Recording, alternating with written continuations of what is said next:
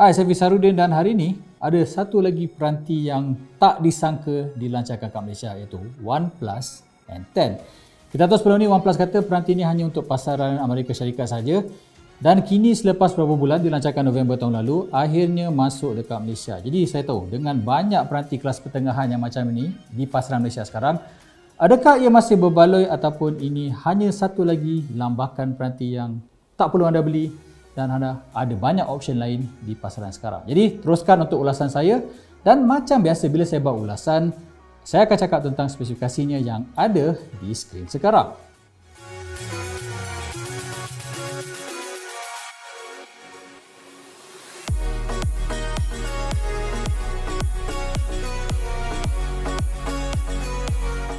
Benda first yang kita nak sentuh ialah Snapdragon 690. Ini adalah chip yang kalau kita tengok on paper macam 6. Orang mesti mengagak ianya daripada siri 600 yang dipasarkan sejak 2 tahun yang lalu, tapi sebenarnya tidak.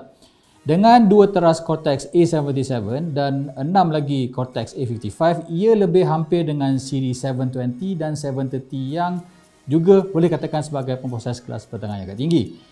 Dan ini menjadikannya satu-satunya peranti di Malaysia setakat ini dengan Snapdragon 690. Jadi dengan 690 ia juga membawakan sokongan 5G yang juga kita tahu dalam masa beberapa bulan saja lagi akan akhirnya memasuki pasaran Malaysia.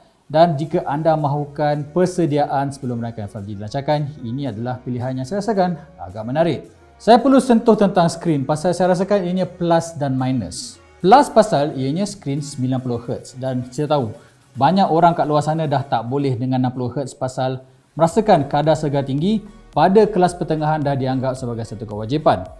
Tapi ianya daripada siri IPS LCD.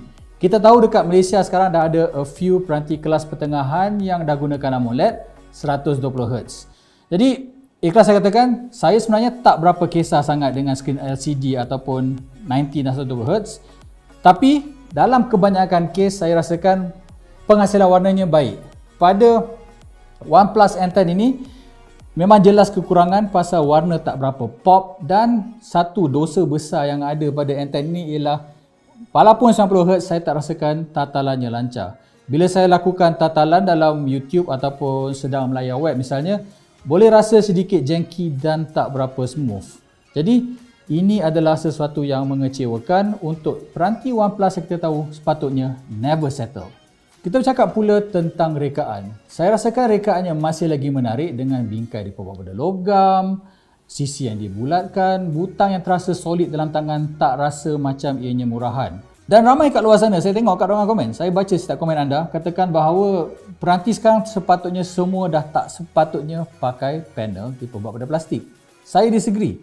Lepas saya gunakan siri S20 FE tahun lalu, saya dah mula soften. Saya rasakan bahawa dengan panel plastik macam ini, ianya rasa lebih ringan, sedap nak tangan dan paling penting sekali kalau terjatuh tanpa ada kerangka, kebaran kalian untuk ia pecah juga adalah lebih rendah. Saya katakan begini pasal bila anda beli OnePlus N10 ini, kerangka tidak disertakan. Dan saya bernasib malang masa tengah menguji peranti ini selama seminggu, a few times dia jatuh atas lantai, saya dah, oh no, kalau itu peranti kaca memang dah agak pecah, tapi anda boleh lihat tak ada langsung scratches dan tak langsung pecah. Jadi dengan kombinasi ini saya rasakan orang yang butterfinger macam saya, plastik is the way to go dan saya tak ada isu. Dan saya rasa dan ini mungkin pendapat yang controversial, unpopular opinion. Pengimbas cap jari fizikal pada bahagian belakang adalah 10 kali ganda lagi baik berbanding dengan on screen. Pasal satu, boleh unlock terus pada poket dan dalam kebanyakan kes, pengimbas jari jenis ini adalah jauh lebih pantas berbanding dengan optical ataupun ultrasonic yang digunakan pada peranti kelas mercu dan kebanyakan peranti dengan skrin OLED di pasaran sekarang. Jadi Snapdragon 690, pemproses yang baik ataupun tidak? Well, saya katakan di awal tadi, ianya lebih mirip dengan 7 III dengan 7 II series dan dalam penggunaan sejak seminggu yang lalu memang prestasinya hampir sama. Saya boleh gunakan kebanyakan aplikasi tanpa masalah, tak ada masalah pemanasan ataupun aplikasi tidak berjalan dengan baik. Bila jalankan permuah pula, ianya boleh tetapan separuh tinggi 60 frame per second yang saya rasakan adalah memuaskan dan memadai untuk kebanyakan situasi dan peranti tak jadi terlalu panas. Saya rasakan bagi kebanyakan orang, prestasi yang ditawarkan oleh N10 dengan 690 adalah lebih pada mencukupi dan amatlah memadai. Di bagaimana pula dengan prestasi panggilan telefon? Pasal at the end of the day, ini adalah sebuah telefon pintar. Kalau rangkaian telefon, telco yang anda gunakan support VoLTE, memang panggilan yang anda terima adalah sangat terang dan sangat jelas macam anda bercakap dengan orang di sebelah anda. Kalau rangkaian anda tak ada VoLTE, saya rasakan masih lagi memuaskan tetapi tidak sebaik dan tidak sejelas dengan VoLTE. Prestasi GPS juga amat memuaskan. Dia boleh tangkap lokasi anda dalam masa 1 atau 2 saat dan tak ada isu di mana sering terputus-putus. Jadi kalau anda banyak gunakan sistem GPS dalam peranti, Note 10 adalah peranti yang tidak akan mendatangkan masalah yang besar. Macam dengan kamera saya rasakan adalah memuaskan dengan prestasi yang baik bila dalam situasi terang. Warna hanya sedikit kebiruan bila kita tengok ada quite obvious dia punya blue tint. Dan mode night scape pula untuk mode malam saya rasakan adalah hampir setara dengan kebanyakan peranti kelas pertengahan yang ada di pasaran. Cuma saya rasa tak adil untuk bandingkan dengan prestasi mercu macam iPhone 12 Pro Max ataupun S21 Ultra 5G. Dapat lihat masalah hingar yang agak ketara dan boleh katakan mode malamnya tidak berapa konsisten. Kadang-kadang cantik, kadang-kadang tidak. Jadi dari segi konsistensi tak ada pada kamera itu dan ini sebenarnya adalah masalah yang selalu saya nampak pada peranti kelas pertengahan. Zoom pula disokong sampai 10 kali. Ini hanya sekadar digital sahaja dan saya merasakan kualiti gambar pada zoom 10 kali ini adalah tidak memuaskan kerana pecah-pecah.